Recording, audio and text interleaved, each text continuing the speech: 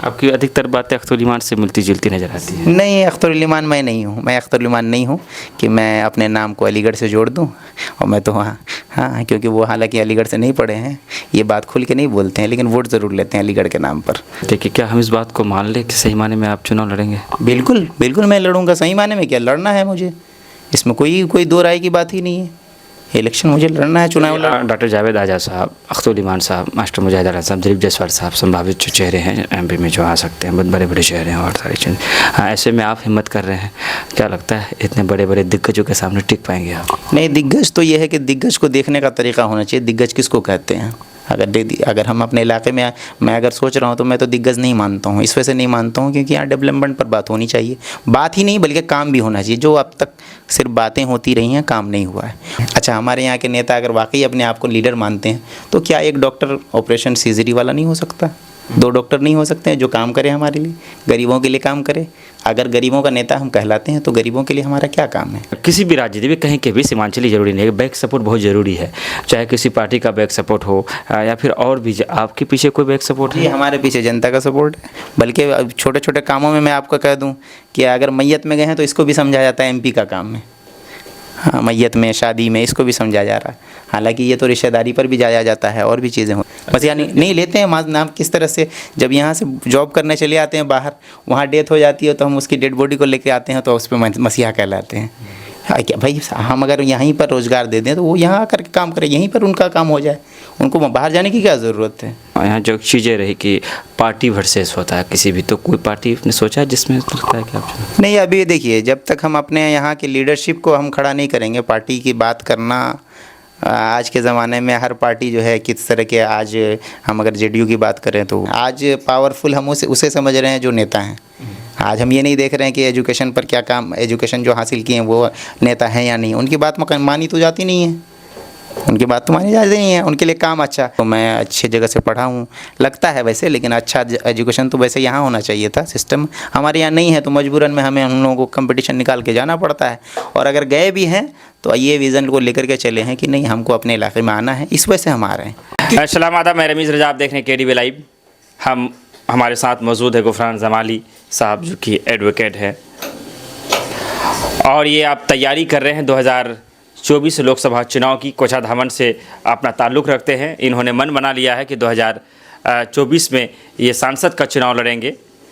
Advocate के ओहदे पर ये हैं और उसके बाद लोकसभा की तैयारी करने का मूड बना रहे हैं। हम जानना चाहेंगे इनसे, कोचाधामन को कहा जाता है कि किशनगंज का सबसे हॉट विधानसभा कोचाधामन, और कोचाधामन में बहुत सारे नेता हैं, उनमें से आप एक भी हैं।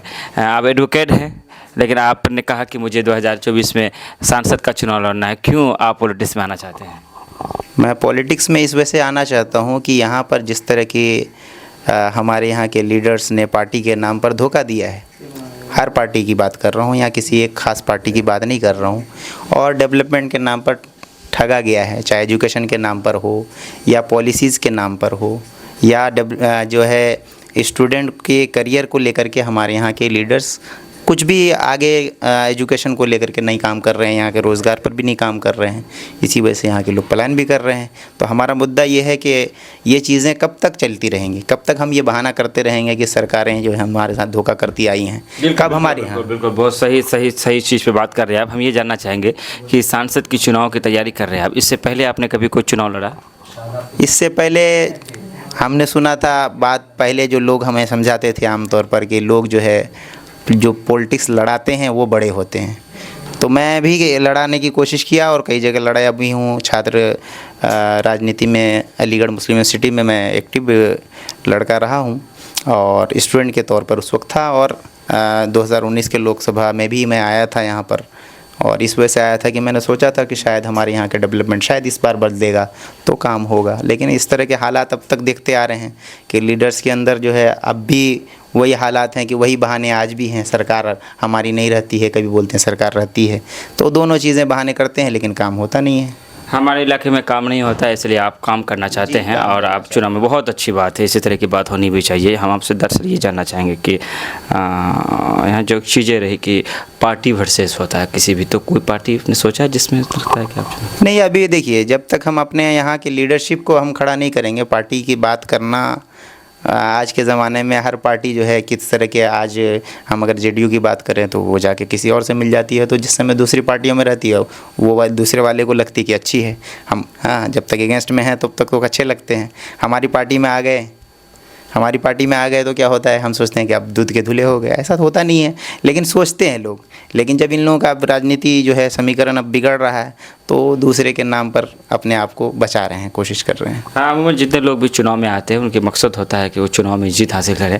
आप भी जीतने के मकसद से आ रहे हैं ना? जी, मैं भी जीतने के मकसद से आ रहा हूँ, लेकिन जीत हमारी उसी दिन है जिस दिन मैंने इरादा किया है। मेरी जीत उसी दिन है जिस दिन से मैंने इरादा किया है कि मुझे लड़ना है चुनाव और लोगों की भलाई के लिए काम करना है। आज पावरफुल हम उसे समझ रहे हैं जो नेता हैं। आज हम ये नहीं देख रहे हैं कि एजुकेशन पर क्या काम, एजुकेशन जो हासिल किए हैं वो नेता हैं या नहीं। उनकी बात मानी तो जाती नहीं है, उनकी बात तो मानी जाती नहीं है। उनके लिए काम अच्छा। हमारे यहाँ पॉलिटिक्स ये भी होती है कि भाई वकालत में जा कर के काम किया जाएगा।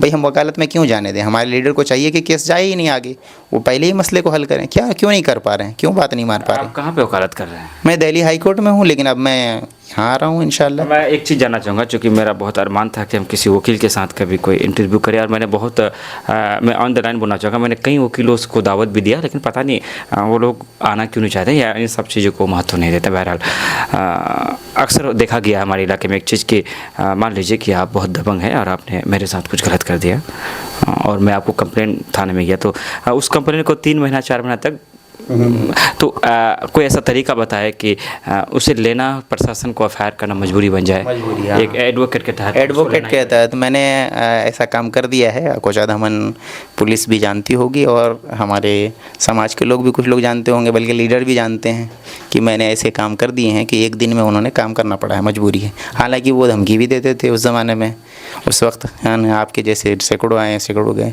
तो ये बातें होती रहती हैं, लेकिन मैं करवा चुका हूँ। और उनकी मजबूरी तब होगी जब आप उनके तरीक़े को जानेंगे कि आपकी क्या क्या राइट हैं, हुकूक हैं। आप अपने हक़ के बारे में जानते नहीं हैं तो आप कहाँ से ले पाएंगे? और पहली चीज़ तो ये है कि आप जिस हक़ के लिए लड़ रहे होते हैं उसमें जमना पड़ता है। जब जमेंगे तो आपको हक़ मिलेगा। आप ऐसी बात करें कि कौन सी बात कब कहाँ कैसे कही जाती है, ये सलीक़ा भी होना चाहिए। और ये सलीक़ा आज के ज़माने के लीडर हजरात जो सो कॉल्ड लीडर हैं, हाँ, नेता होते हैं, नेता या लीडर जो भी समझें वो क्या होते हैं पता नहीं। लोग तो आजकल कहते हैं कि असल दलाली जो कर ले वही काम होता है। लेकिन मेरा ये कहना है, लीडर अगर बनाना है पहले की तरह जो लीडर हजरात थे हमारे, तो उसके तरह लीडर का विज़न भी होना चाहिए, उस पर काम होनी चाहिए। आपने दलाली की बात की, चूँकि अमूमन हो जो भी सच्चाई की तो हम नहीं सकते, लेकिन एक धारणा बन चुका है कि जैसे कहीं लड़ा झगड़ा होता है ना, पहले हम बोलते हैं कि नेतागिरी काय करते हो जी, यानी एक तरह से गाली हो चुका है आज के डेट में। चूँकि एक चीज़ होता है कि नेता हो तो है तो दलाली करेगा ही। आपको दलाली का कुछ ABCD आता है, सीखा है थोड़ा, या बाद में सीखेंगे? नहीं, हमारी पढ़ाई में बोलते हैं कि दलाली ही सिखाया जाता है। हमारी जो एजुकेशन हुई है लॉ के सब्जेक्ट में अच्छा टर्म देते हैं नोबल प्रोफेशन, लेकिन यह है कि एक काम, ये शुरुआत है दलाली का ही। और दलाली इस तरह से नहीं कह सकते हम डायरेक्टली, लेकिन दलाल लफ्ज़ जब बोलते हैं तो ये गाली लगती है, और इंग्लिश में जब ब्रोकर बोलते हैं तो ये इज़्ज़त लगता है। बस ये तरीक़ा बदल गया है आज के ज़माने में सोचने का, बस ये है। एडवोकेट के बारे में कहा जाता है कि जब भी उनके पास कोई मामला आता है तो वो चाहते हैं कि ये मामला लंबा चले, क्योंकि जितना लंबा चलेगा उससे उतना इनकम होगा। सच्चाई है ये बात? सच्चाई है कि आमतौर पे एडवोकेट यही करते हैं, लेकिन हमारी इसी वजह से तो कह रहा हूँ, हमारी उम्र को देखिए। मैं नए युवा के तौर पर हूँ, तो उससे अंदाज़ा लगाइए कि आमतौर पे ये सोचा जाता है कि MP का इलेक्शन वो लड़ेगा जो 40 साल 50 साल का हो, उम्र दराज हो जाए, उसके बाद लड़े। मैं अपनी करियर को मैं अच्छी जगह से पढ़ा हूँ, लगता है वैसे, लेकिन अच्छा एजुकेशन तो वैसे यहाँ होना चाहिए था। सिस्टम हमारे यहाँ नहीं है, तो मजबूरन में हमें उन लोगों को कंपटीशन निकाल के जाना पड़ता है। और अगर गए भी हैं तो ये विज़न को लेकर के चले हैं कि नहीं, हमको अपने इलाके में आना है, इस वजह से हम आ रहे हैं। डॉक्टर जावेद आज़ाद साहब, अख्तुल ईमान साहब, मास्टर मुजाहिद आलम साहब, दिलीप जायसवाल साहब संभावित जो चेहरे हैं MP में जो आ सकते हैं, बहुत बड़े बड़े चेहरे हैं और सारी चीज़ें। ऐसे में आप हिम्मत कर रहे हैं, क्या लगता है इतने बड़े बड़े दिग्गजों के सामने टिक पाएंगे आप? नहीं, दिग्गज तो ये है कि दिग्गज को देखने का तरीका होना चाहिए। दिग्गज किसको कहते हैं? अगर हम अपने इलाके में, मैं अगर सोच रहा हूँ तो मैं तो दिग्गज नहीं मानता हूँ। इस वजह से नहीं मानता हूँ क्योंकि यहाँ डेवलपमेंट पर बात होनी चाहिए। बात ही नहीं बल्कि काम भी होना चाहिए। जो अब तक सिर्फ बातें होती रही हैं, काम नहीं हुआ है। और काम हम उस बुनियाद को कहते हैं कि जो लेवल है, एक MP का क्या काम है, एक MLA का क्या काम है, एक मुखिया का क्या काम है, एक सरपंच का क्या काम है, यही लेवल तो पता नहीं है। वार्ड मेंबर के काम की बुनियाद पर MP भी वोट लेते हैं और सब कहते हैं कि मैंने किया। बल्कि छोटे छोटे कामों में मैं आपको कह दूं कि अगर मैयत में गए हैं तो इसको भी समझा जाता है MP का काम है। हाँ, मैयत में, शादी में, इसको भी समझा जा रहा है। हालांकि ये तो रिश्तेदारी पर भी जाया जाता है और भी चीज़ें होती क्या हैं। काम होना चाहिए एमपी का? एमपी का काम जो है यहाँ पर एजुकेशन पर, उसके अलावा हॉस्पिटलिटी मैनेजमेंट पर, उस पर ध्यान देने की, जॉब पे जो हमारे यहाँ के पिछड़ापन है, क्या वजह है कि यहाँ के बच्चे जो है बाहर जाते हैं और बाद में मसीहा के नाम पर हम लेते हैं वोट। मसीहा नहीं लेते हैं, नाम किस तरह से, जब यहाँ से जॉब करने चले आते हैं बाहर, वहाँ डेथ हो जाती है तो हम उसकी डेड बॉडी को लेके आते हैं तो उस पर मसीहा कहलाते हैं। क्या भाई, हम अगर यहीं पर रोज़गार दे दें तो वो यहाँ आकर के काम करें, यहीं पर उनका काम हो जाए, उनको बाहर जाने की क्या ज़रूरत है। चलिए, हम एक चीज़ ये जानना चाह रहे थे कि क्या हम इस बात को मान लें कि सही माने में आप चुनाव लड़ेंगे? बिल्कुल बिल्कुल मैं लड़ूंगा, सही माने में क्या, लड़ना है मुझे, इसमें कोई दो राय की बात ही नहीं है। इलेक्शन मुझे लड़ना है, चुनाव लड़ना है। लोकसभा के खुद कैंडिडेट प्रत्याशी हैं, लेकिन अगर आप नहीं होते, मान लेते हैं सपोज दैट, अख्तुल ईमान और जावेद साहब में अगर तुलना की जाता तो दोनों में से किसको आप बेहतर मानते हैं? मैं दोनों में से किसी को बेहतर, देखिए मैं जब तक मैं अपने आप को चुनाव में नहीं लड़ूंगा तब भी बेहतर नहीं मानता हूँ। इस वजह से नहीं मानता हूँ कि जब हम इन्हीं दोनों को रहबर मानते हैं तो सवाल तो उन्हीं से होगा ना। मुझे रहजनों से गिला नहीं, तेरी रहबरी का सवाल है। आज हमारे यहाँ हालात बुरे हैं, बहुत दिनों से ये लोग राजनीति में हैं, तो कर क्या रहे हैं, सवाल तो बनेगा इन पे। अच्छा, ये सवाल अगर हम नहीं करेंगे तो फिर करेगा कौन? हम ही तो करेंगे, और सवाल हम नहीं करेंगे तो हमें चुप करने की कोशिश की जाएगी। आप कह रहे हैं कि मैं राजनीति में इसलिए कदम रखना चाहता हूँ, संसद का चुनाव इसलिए लड़ना चाहता हूँ कि मैं बदलना चाहता हूँ, इस निज़ाम को बदलना चाहता हूँ। तो कई समस्या है जो मैं दिखाना चाहूँगा आपको। किशनगंज की समस्या को अगर ले ले तो जो जल जमाव होता है ये बहुत ज़्यादा है। प्राइवेट अगर आप चले जाएंगे अस्पतालों में तो सरकारी जगह पोस्टेड है लेकिन अपना निजी क्लिनिक खोल कर बैठ जाते हैं, शोरूम बना लेते हैं लेकिन पार्किंग का उनके पास इंतज़ाम नहीं है। किसी अल्ट्रासाउंड में आप चले जाए तो वो पीएचडी का उनको इंतज़ाम नहीं दे रहा है, जबकि मेरे से पैसे ले रहा है, कोई एहसान नहीं कर रहे हैं। इस तरह की गलत कुरीतियाँ चल रहा है और हमारा नेताओं की निकम्मापन कहे या फिर सरकार की नाकामी कहे, हम लोग भी चुप रहते हैं और हमारी जनता भी ताली बजा कर निकल जाते हैं। आपके पास कोई आइडिया, कोई रणनीति है? जी, हमारे पास आइडिया है। जैसे अगर हॉस्पिटल की बात की जाए तो डॉक्टर्स, मैं तो देखता हूँ कि प्रैक्टिकल में नहीं है वहाँ पर डॉक्टर। अगर एक डिलीवरी पेशेंट है, पेशेंट को मैंने देखा है, मैं ग्राउंड लेवल पर जब गया हूँ तो देखा हूँ कि चीज़ें जानबूझकर डिले की जाती हैं ताकि ये जाकर के प्राइवेट स्कूलों में, प्राइवेट हॉस्पिटल में जाकर दिखाए। ये होता है। अच्छा, हमारे यहाँ के नेता अगर वाकई अपने आप को लीडर मानते हैं तो क्या एक डॉक्टर ऑपरेशन सर्जरी वाला नहीं हो सकता? 2 डॉक्टर नहीं हो सकते हैं जो काम करे हमारे लिए, गरीबों के लिए काम करे? अगर गरीबों का नेता हम कहलाते हैं तो गरीबों के लिए हमारा क्या काम है? अच्छा, वो अमीर बनते हैं, लास्ट टाइम में उनको ज़मीन बेचना पड़ता है, बहुत सारी परेशानियाँ हैं उनके साथ, कर्ज़ में डूब जाते हैं, कर्ज़ में डूबे होते हैं तो वो शान से नहीं जी पाते हैं। समाज सेवा करना है, आपको विकास करना है। मैं कुछ नाम लेना चाहूँगा जो कभी राजनीति में नहीं आए लेकिन उन्होंने समाज की सेवा की। Mother Teresa, sir Syed Ahmad Khan, doctor Bhimrao Ambedkar, बहुत सारे ऐसे नाम हैं।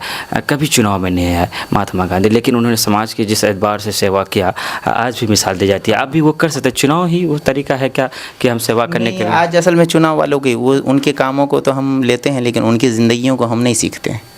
उनके काम, नाम तो लेते हैं, मदर टेरेसा जी का नाम लेते हैं, डॉक्टर भीमराव अंबेडकर जी, सैयद अहमद खान का नाम लेते हैं, या फिर और भी जो बड़े बड़े दिग्गज कहलाते जो हैं गुजर चुके हैं, एपीजे अब्दुल कलाम साहब। लेकिन क्या है कि इन चीज़ों को हम कितनी तरजीह देते हैं हम सब जानते हैं। पॉलिटिक्स में आज जाने मोदी जी का जितना नाम है, अब पूछिएगा तो मेरे ख्याल से राष्ट्रपति का लोग नाम ना ले पाएँ। तो क्या वजह है? क्योंकि नॉलेज की बुनियाद नहीं है, बुनियाद यहाँ पावर पर देखिए। मणिपुर पे कुछ बोलना चाहेंगे? मणिपुर में, हाँ, मणिपुर की जो चीज़ें चल रही हैं उनमें वहाँ की जो सरकारें हैं उनको क्या ध्यान देना चाहिए, और उसके अलावा ये मेंटलिटी कहाँ से पैदा हो रही है? अगर हम इंसान बन रहे हैं, पढ़े लिखे हो रहे हैं, तो फिर हमारे अंदर ये बुराइयाँ कैसे आ जा रही हैं कि हम किसी को नंगा घुमा करके उनके साथ गलत करते हैं? इस पर तो बोलने वाले हैं लेकिन उनके ऊपर जो लोग हैं नामजद करें, वहाँ के लोग पहचानते होंगे, उन पर धारा लगनी चाहिए, उनके ऊपर कानूनी कार्रवाई होनी चाहिए। चीज़ें बहुत लंबा हो रहा है, हम चाहेंगे वीडियो को शॉर्ट करते हुए आखिर में सवाल आपसे ये पूछना चाहेंगे कि अधिवक्ता है आप, आपका काम होता है कि लोगों को इंसाफ दिलाने में अहम भूमिका निभाते हैं आप लोग। कभी क्या आपके साथ ऐसा हुआ है कि आपने मान लीजिए कि फलाना भाई है ना, उसके केस को लड़ा और उसको आपने जीत दिला दिया और बाद में आपको पता लगता है कि मैंने जिसको सच्चाई साबित किया था वो इंसान दरअसल गलती उन्हीं की थी, गलत हुई था? बाद में देखिए, जो इंसान के पास असल तो पहले जो जज होता है, वकील नहीं होता है, उससे पहले समाज में जो आदमी आता है, जो सबूत दे रहा होता है, वो असल जज होता है। वो अपनी बात को अगर वो छुपाए रखा है तो फैसला करने वाले तो जाहिर सी बात धोखा खाएंगे ना। तो अगर आपके पास मेरे पास आए हैं, मुझे कह रहे हैं कि मैं निर्दोष हूँ, तो मेरी जिम्मेदारी बनती है कि मैं उसकी बात को मानूँ। और एक मुसलमान होने के थे मैं, क्योंकि मैं मुसलमान फैमिली से हूँ, तो इस मामले की भी ये है कि भाई एक आदमी दूसरे आदमी के पर जब बात करे तो उस पर यकीन भी हो, तो इस यकीन की बुनियाद पर हमें तो मानना पड़ता है ना। अब मैं, क्योंकि मैं फर्स्ट एविडेंस तो नहीं हूँ कि मैं देखा था उस समय उस ये हो रहा था या नहीं हो रहा था, तो या तो मैं कागज़ को देखूंगा या उनकी बोली को देखूंगा। अब बाद में क्या हो रहा है, बाद में जो चीज़ें आ रही हैं, तो बाद वाले लोग अब बोल रहे हैं, तो उसमें भी आपको डायलेमा में रखा जा रहा है। जब तक कहा जाता है कि खासकर सीमांचल की राजनीति में, किसी भी राजनीति में कहीं के भी सीमांचली जरूरी नहीं है, बैक सपोर्ट बहुत ज़रूरी है।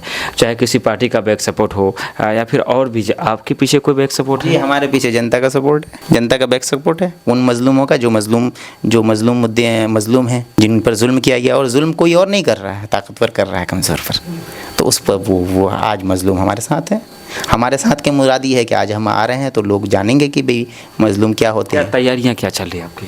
तैयारियाँ देखिए, शुरुआत तो हमारी पहले से ही एजुकेशन के ज़माने से ही चल रही है, बल्कि पहले से ही विज़न था हमारा कुछ काम करने का, और हमने काम किया है। ये हमारे अलीगढ़ के जो स्टूडेंट हज़रात वो समझ पाएंगे मुझको, और अब क्योंकि हम समाज में आ रहे हैं तो समाज वाले भी समझ पाएंगे, क्योंकि समाज में आए हैं तो समाज वाले भी समझेंगे इंशाल्लाह। किशनगंज के लोगों से एक अपील करना चाहेंगे अपने वोट के लिए, अगर आप आ रहे हैं सही माने में? तो बिल्कुल, मैं किशनगंज के जो आवाम है, यहाँ की जो जनता है, यहाँ की जो पब्लिक है, उनसे कोशिश करूँगा और उनसे मुअद्दबाना दरख्वास्त करूँगा कि वो इस बार लीडर बनाएं, ना कि सरकार बनाएं। सरकार हर बार बोलते हैं, लेकिन सरकार तो दोनों जो सरकारें हैं वो तो देश की ही सरकारें हैं, देश से तो बाहर की है नहीं।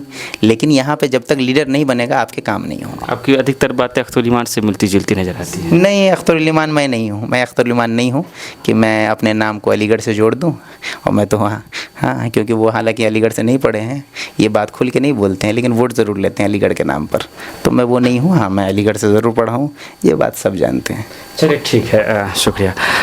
अधिवक्ता साहब चुनाव लड़ेंगे 2024 में, सांसद के चुनाव किशनगंज से लड़ने के हैं। हालांकि हमें भी पहली बार इस बात की जानकारी मिली, और मैं समझता हूँ शायद आपको ही पहली बार मिलेंगे। कोशिश करेंगे, कहा जाता है कि कोशिश करने वालों की कभी हार नहीं होती है, और जब भी हम शुरुआत करते हैं तो हम अकेले होते हैं, फिर हम चलते रहते हैं, और एक दिन फिर हमारे पीछे कारवां होता है। आपने ऐसी बहुत सारी मिसालों को सुना होगा, बहुत सारे ऐसे उदाहरण है।